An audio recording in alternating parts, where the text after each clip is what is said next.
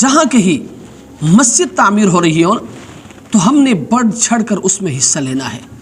بھئی آپ مالی تعاون نہیں کر سکتے ہیں نا، جانی تعاون تو کر سکتے ہیں، کم از کم اپنی دعاؤں میں تو اس کو یاد کر سکتے ہیں۔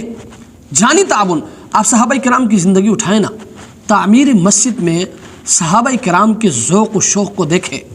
مسجد نبوی جب تعمیر ہو رہی تھی تو حضرات صحابہ کرام اپنے سروں پر پتھر اٹھا اٹھا کر لا رہے تھے۔ ایک صحابی کو دیکھا کہ وہ 2 پتھر اٹھا کر لا رہے تھے۔ صحابہ کرام نے جب اس کو دیکھا تو مسکرائے۔ ان کا مقصد یہ تھا کہ یہ نمبر بنا رہا ہے۔ نبی علیہ السلام کو جب پتہ چلا، آپ علیہ السلام نے جب دیکھا تو اللہ کے رسول نے فرمایا کہ جی ہاں، یہ اللہ سے محبت کے اظہار کا وقت ہے۔ جب یہ آپ لوگوں سے زیادہ پتھر اٹھا کر لا رہا ہے تو یہ اللہ سے آپ لوگوں سے زیادہ محبت کا اظہار کر رہا ہے۔ حدیث میں آتا ہے جب مسجد نبوی کی تعمیر ہو رہی تھی تو آپ علیہ السلام نے پتھر اٹھایا اور اپنے سر مبارک پر رکھا۔ صحابہ کرام نے جب دیکھا تو دوڑے اور عرض کیا، اللہ کے رسول، ہم غلام کس لیے ہیں کہ آپ نے اپنے سر پر پتھر اٹھایا ہے، آپ پتھر اٹھا کر لے کے جا رہے ہیں؟